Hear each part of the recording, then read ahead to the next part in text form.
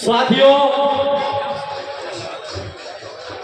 आज जो आदिवासी एकता परिषद का यहाँ पर जो पूरे भारत देश से आदिवासियों का सम्मेलन हो रहा है, यह कोई नई बात नहीं है। प्रतिवर्ष 13, 14, 15 को हम पूरे भारत देश के आदिवासी एक कदम और एक मंच पर आते हैं। हम सब तमाम साथी पूरे देश के आदिवासी एकता परिषद के इस कार्यक्रम में एक कदम पर तो आते हैं, लेकिन जब जिस क्षेत्र के अंदर पूरे देश के अंदर जहां आदिवासी आते हैं, जहां आदिवासी इलाका है, उस इलाके के अंदर जब हमारे क्षेत्र के हक अधिकार की बात आती है तो हम अपने अपने झंडे उठा करके फिर से बिखर जाते हैं। इस मौके पर मैं आपसे कहना चाहता हूं कि हमारे दक्षिणी राजस्थान के अंदर आदिवासी परिवार के बैनर तले, आदिवासी परिवार के जन जागरण के माध्यम से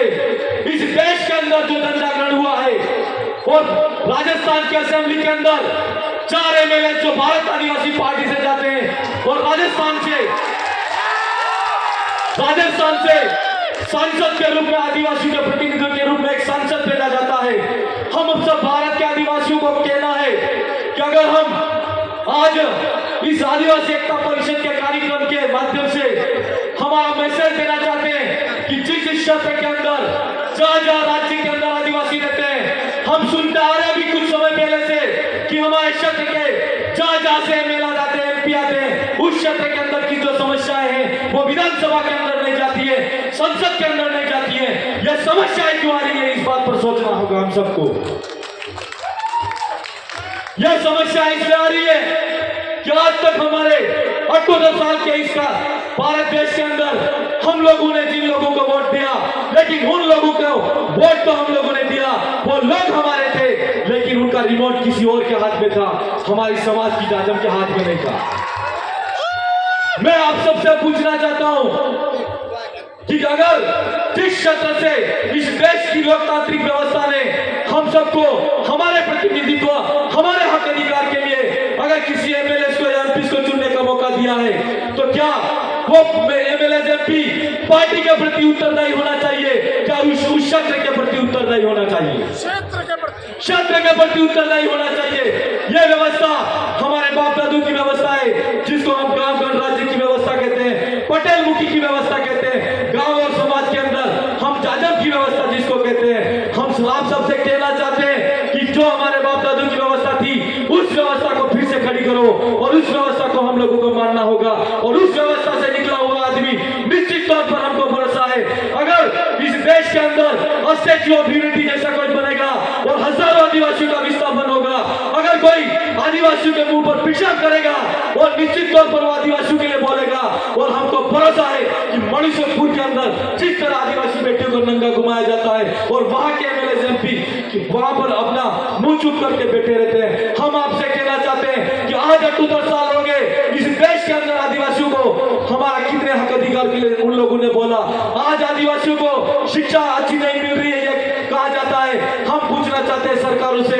कि आज तक जो शिक्षा आदिवासियों को मिलनी चाहिए थी वो शिक्षा नहीं मिली, चिकित्सा के अंदर जो सुविधाएं मिलनी चाहिए थी वो नहीं मिली। आदिवासियों का जो शेड्यूल डिस्ट्रिक्ट एक्ट है, उस एक्ट के अंदर 1874 का जो हमारा संवैधानिक अधिकार है, जल जमीन का आदिवासियों का अधिकार होना चाहिए था, वो अधिकार आज तक नहीं मिला। हम सरकार से भी हमको पूछना चाहिए, और हम आपसे कहना चाहते हैं कि आज तक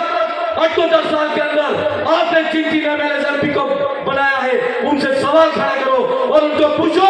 कि विधानसभा के अंदर आप गए तो हमारे लिए क्यों नहीं बोले, एमपी बन के भारत की संसद के अंदर गए तो हमारे लिए क्यों नहीं बोले। पूछना पड़ेगा, नहीं पूछना पड़ेगा,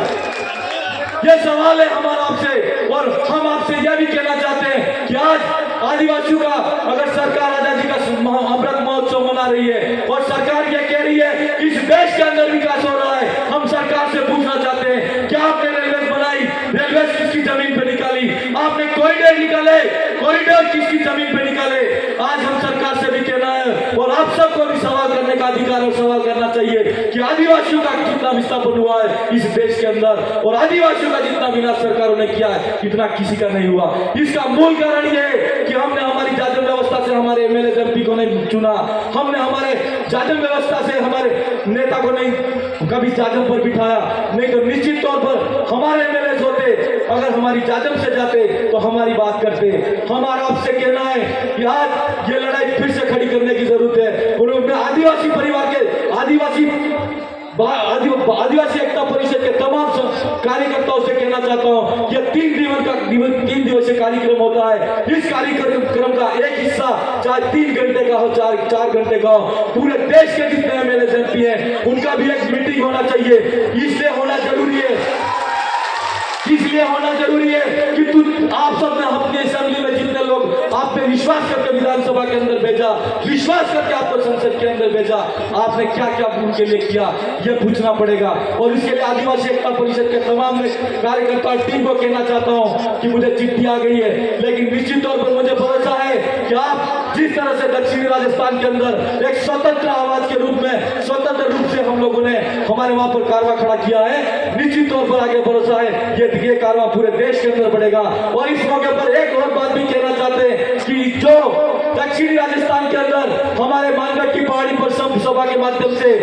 गोविंद गुरु के नेतृत्व में आदिवासियों को मारा गया, वो पूरे उस इलाके की लड़ाई नहीं थी। आज हम जिस पानखेड़ा की धरती महाराष्ट्र से लगा के मध्य प्रदेश, गुजरात और राजस्थान इलाके के अंदर ये पूरे भील प्रदेश की लड़ाई है। और इस राज्य की लड़ाई के अंदर गोविंद गुरु का सपना था, उस अधूरे सपने को फिर से हमको पूरा करने के लिए एक साथ में एक संगठित होना है और भील प्रदेश की लड़ाई को बुलंद करना है। यह हमारा आप सबसे कहना है। साथियों, एक बात और कहनी थी, इस क्षेत्र के अंदर हम जब आ रहे थे सूरत और भरूच के अंदर, मैं मध्य प्रदेश की सरकार से या मध्य प्रदेश की सरकार से भी कहना चाहता हूं और गुजरात की सरकार से भी कहना चाहता हूं कि हमारे वहां पर जितने भी भाई गाड़ियां लेके आए, महाराष्ट्र सरकार ने वहां के सब लोगों के लिए टोल टैक्स फ्री किया है। जाते वक्त गुजरात की सरकार हो चाहे मध्य प्रदेश की सरकार हो, हमारी जो भाई गाड़ियां वहां लेकर आए हैं उनका टैक्स नहीं लगना चाहिए, नहीं तो निश्चित तौर पर आने वाले समय में आपको पता लग जाएगा कि आदिवासियों की एकता क्या है। मैं आप सब तमाम साथियों ने और मंच ने और आदिवासी एकता परिषद ने हम सबको बुलाया और अल्प समय में मुझे बोलने का मौका दिया। मैं निश्चित तौर पर अगली बार फिर से मिलेंगे और बहुत ज्यादा जितने भी सामाजिक विचार है और उस पर चर्चा करेंगे। बहुत बहुत धन्यवाद आप सबको। जोहार, जय भील प्रदेश, जय आदिवासी, आप सबकी जय।